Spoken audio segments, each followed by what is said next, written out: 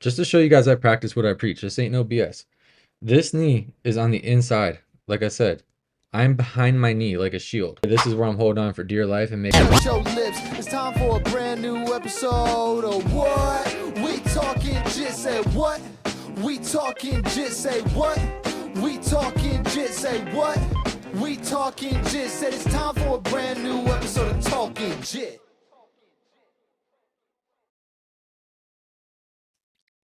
All right, we got a quick match today. This is one of me in the semifinals in Fort Lauderdale a couple years ago. One of my second brown belt tournament. So I'm going against the number 1 seed here. Really good guy, Jake. We became friends after this. Starting the fight, boom. So the second this guy pulled, whatchamacallit, his guard, if you can see how bad my posture is, and I preach this in every video, I'm so far over my knees, it's ridiculous. I mean, look at this. What I gotta say, shout out to Jake, because this was one of the strongest guards I've ever felt in my life. The minute he grabbed me, I was like, I'm in trouble. So first and foremost, I'm trying to get my hips underneath my shoulders so that I have a little bit of leverage on him, right? But he was doing such a good job. So boom. Once I address that issue, notice knees and shoulders are just about aligned. This is what I aim for. The second thing I had to address was this foot right here was creating such leverage issues. Like I said, he was extremely strong. I could tell this was his bread and butter. The way he pulled into it the second I showed I wanted to stand up, and the way he set it up so fast and was so strong, I'm like, I'm probably in this dude's bread and butter. This is probably what he does long term. But if you notice, I keep inside control. My hand is on the inside of his guard. It's not on the outside fighting in. That gives me wings. It gives him all sorts of ways to shoot under my armpits and under my legs. I like to keep inside control to keep them out from wedging. But I'm going to take my hand here and I'm going to grab his ankle. With how strong he was and how much he was pushing his hips up square and keeping me coming down, and I'm telling you, like, my back was hurting. My back was hurting. I wanted to shove this up his butt.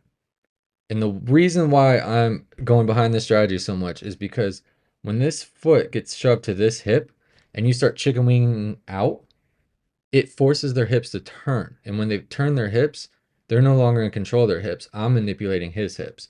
So I'm trying to establish that right off the bat. And I'm in here, I'm not gonna lie, a little bit of a struggle, but you can see I do not let go. And I've also, let's show another thing. Boom. Just to show you guys I practice what I preach. This ain't no BS. This knee is on the inside. Like I said, I'm behind my knee like a shield. I'm trying to keep my shoulders and my knees aligned as best as possible. When in doubt, I'd be putting my butt to the floor and hiding right behind this knee. I'd be hunkered down behind this knee. But at this moment in the game, I'm not going to lie, I had a little bit of an illness coming into this one and I was not feeling the best. So I almost felt like I was defeated before I even started, but there's no backing out once you're out there. We're going to get through it. But that being said, notice my hand stays on the inside of his guard, and he's trying to hunker down here, and I believe like an omoplata or set up some sort of, I was guessing lasso type deal. So I was also trying to stay on the outside. I would have preferred his feet and ankle line in front of me, like I always say in my videos. Take control of one before you take control of the twos, which is the knees. But he pulled me in so quick, I was already struggling. So this is another reason why I like to establish the one control, which is the ankles, before I establish the two control, which is the knees. But let's keep going.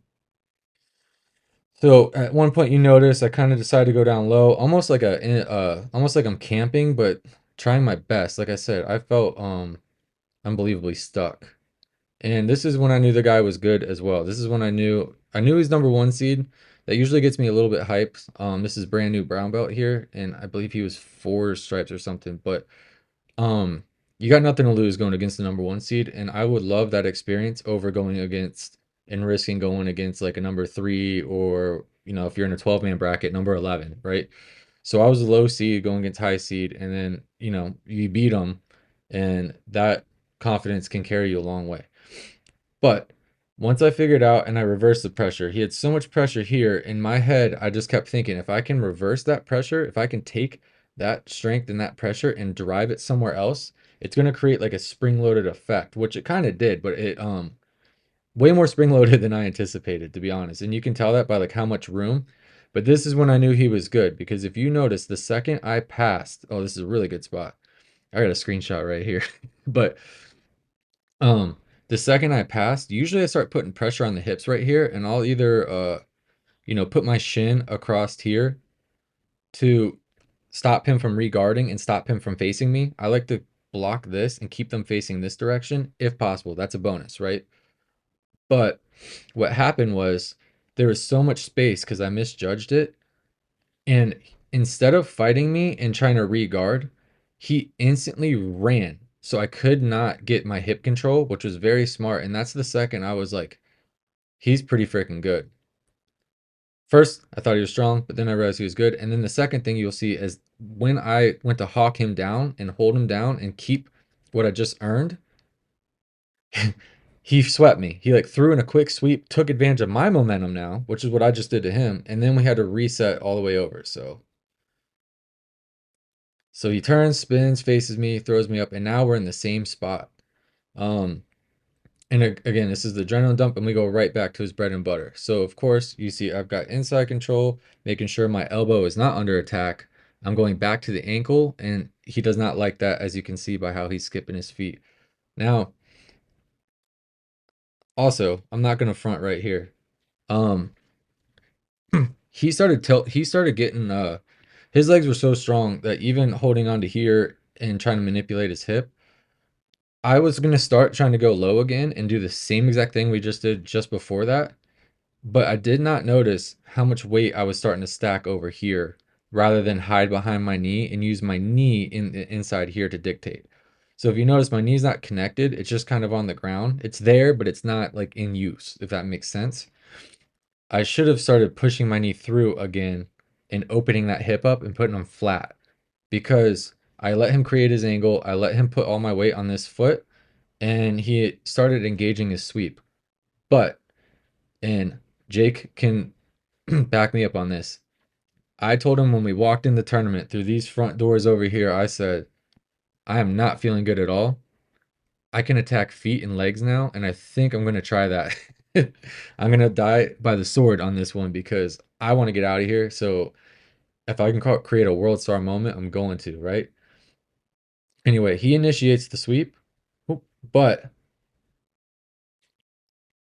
coming in here, this is about the spot where I realized he got what he wanted. So it was time to overcommit what he got. So almost like what him and I were doing to each other. Like I went to get the pass, overcommitted it. He went to roll away. I went to chase him. He overcommitted me, almost swept, got back up to his feet. I kind of returned the favor here. So if you notice, when he sweeps me, I go all the way through. Once I realize I'm going over, I went all the way over, and I'm going to shoot myself in between his legs. Boom. So I invert. And now you notice he's kind of got a defensive stance. He's got 2-on-1. Someone puts 2-on-1, they're concerned, right? So 2-on-1. Like I said, I noticed that I can start attacking feet now. So I'm keeping a lookout for what I can grab. And I realize all I got to do is climb down to the foot that he just gave me. He basically put it there. So let's watch it again. That foot was so committed up to my armpit that all I had to do was adjust my angle now by overcommitting his roll, and his foot was going to be right there in place for me to grab.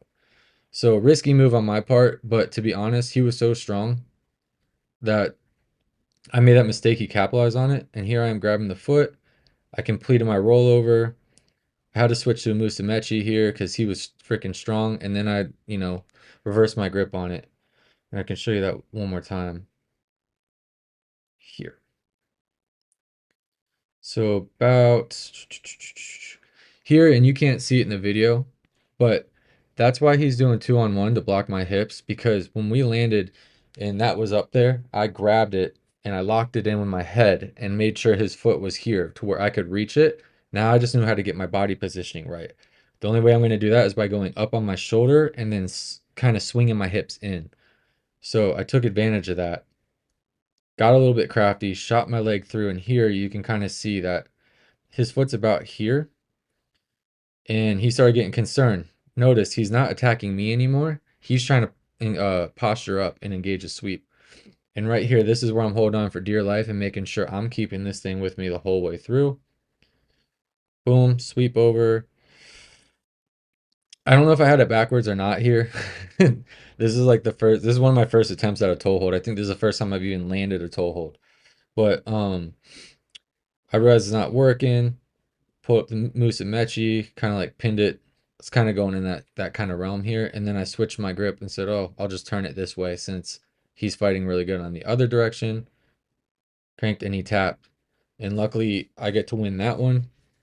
But again, that was one of the strongest guards, and I went to the fundamentals that I always preach. So I wanted to show you guys I practice what I preach on this channel. If you enjoyed this video, like, comment, subscribe, help me out. Tired of feeding my kids ramen every night, and thanks for watching.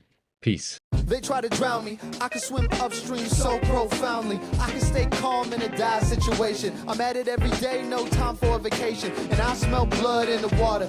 Everything I do, yeah, I do it for my daughters. Now I'm gonna shut your lips. It's time for a brand new episode of What? We talking jit, say what?